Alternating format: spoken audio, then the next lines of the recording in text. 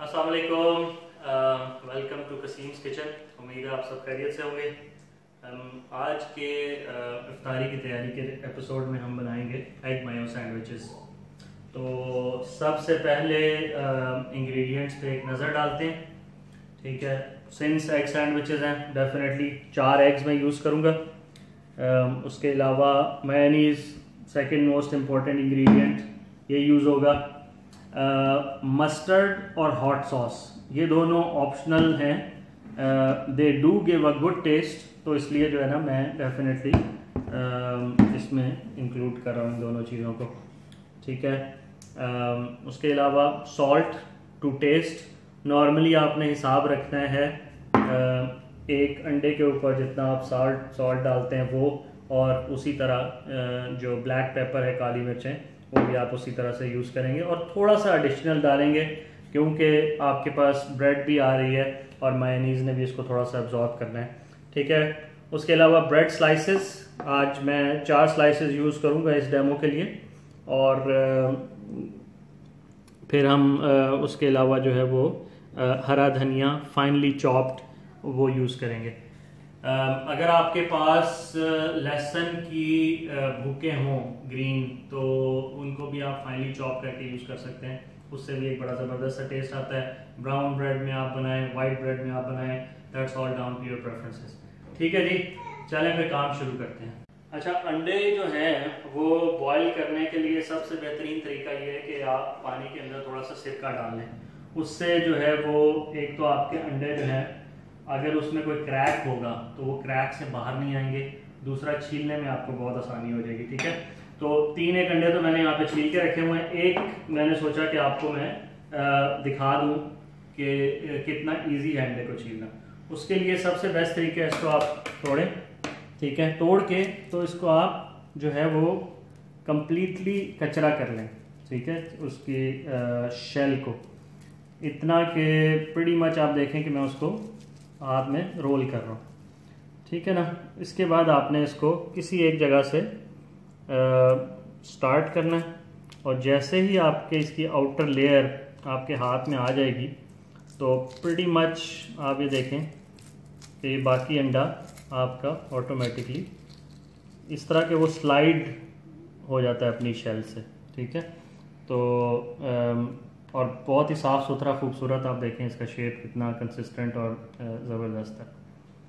ठीक है, तो चलें ये मैं सफाई कर दूं पहले, फिर हम अगला स्टेप करते हैं।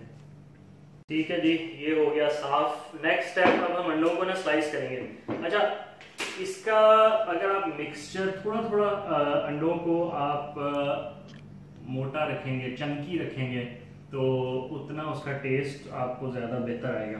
तो मैं इसीलिए जो है ना स्लाइसेस इसमें करूँगा दोनों साइडों पे। आप इस तरह भी कर सकते हैं। दूसरा तरीका ये है कि आप कांटा लेके उससे इसको मैश करें, तो वो जो उसके चंक्स हैं वो कांटों के फोर्क के बीच में से निकल आएंगे, तो वो बिल्कुल क्रीमी टेक्सचर नहीं होगा बल्कि चंकी सा टेक्सचर होगा। ठीक है जी, तो इसको हम पहले इस साइड पे स्लाइस करते हैं। ठीक है, फिर हम इसको ऑपोजिट साइड पे स्लाइस कर लेंगे, तो ये ऑटोमेटिकली आपके जो हैं वो चंक से बन जाएंगे।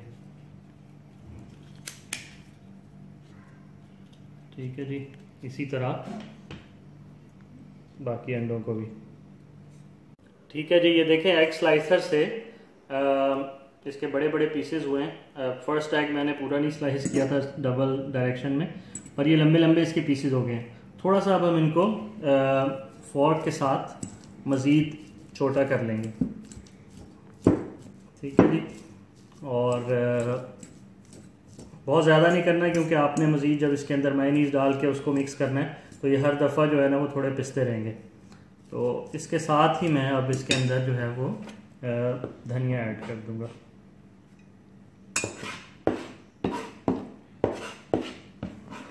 ठीक हो गया, और अगेन लाइक आई सेड तो हम दोबारा से मिक्स कर लेंगे अच्छी तरह, और फिर इसके अंदर हम नमक और मिर्चें डाल देंगे अगेन टू टेस्ट। अंदाज़ा आपने यही रखना है कि 4 अंडे हैं आपके, तो उसके हिसाब से आप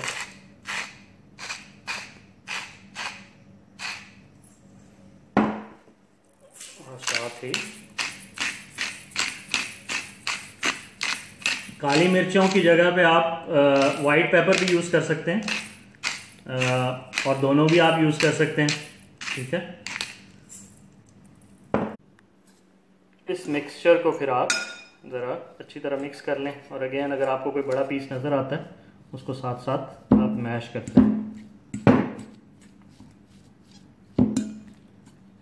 इसके अंदर अब हम ऐड करेंगे मेयोनीज़। जब मेयोनीज़ जो है वो 3 से 4 टेबलस्पून डालेंगे, लेकिन आपने साथ में जो है ना वो कंसिस्टेंसी इसकी चेक करनी है कि वो किस तरह की हो गई है, और उसके हिसाब से आप मज़ीद ऐड कर सकते हैं। तो इनिशियली मैं इसके अंदर 3 टेबलस्पून ऐड कर रहा हूँ, और उसके बाद फिर अगर ज़रूरत पड़ी तो मैं और ऐड कर दूँगा। ठीक है जी, इसको अब हम आराम आराम से मिक्स कर लेते हैं। अगेन इस चीज़ का ख्याल रखते हुए कि आपने अंडों को बहुत ज़्यादा मैश नहीं करना।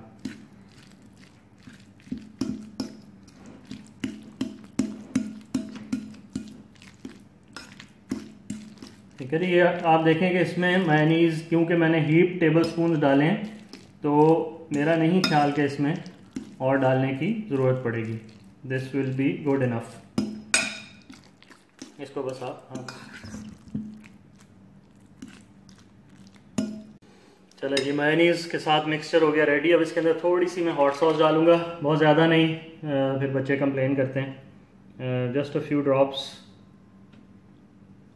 ठीक है जी, और सिमिलरली थोड़ी सी मैं इसमें जो है वो मस्टर्ड फ्यू ड्रॉप्स ऐड करूँगा, और ऐड करने के बाद जो है मैं इसको एक बार फिर अच्छी तरह मिक्स करके, ये आपका जो है वो एग मेयोनीज़ मटेरियल रेडी हो गया है। तो इसको अब आप मिक्स करके साइड पे रख दें, और फिर आप उतनी देर में जो है वो अपनी ब्रेड प्रिपेयर करेंगे। ठीक है जी, मटेरियल आपने साइड पे रख दिया। अब आपने इसकी साइड्स जो हैं स्लाइसेस की वो उतार लेनी है। ठीक है, और वो आपने ज़ाया नहीं करनी, उनको आपने रखना है साइड पे। इनके आप बनाएंगे ब्रेड क्रम्स।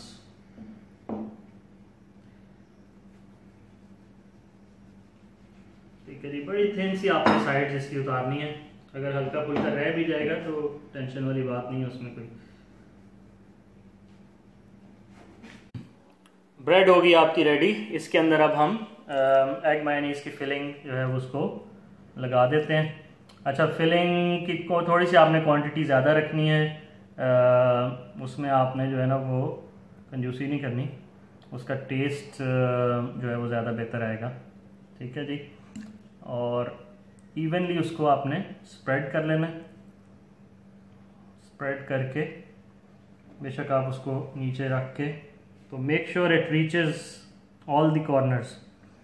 ठीक है, ताकि ये ना हो कोई जिसके पास बेचारे के पास उस साइड का पीस आ जाए, वो सोचे यार सिर्फ डबल रोटी खिला दिया मुझे हैं, एग सैंडविच तो सिर्फ सैंडविच ही रह गए, एग तो नहीं है बीच में।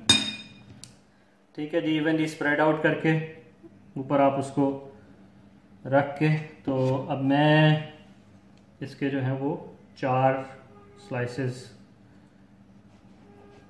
कर लूँगा।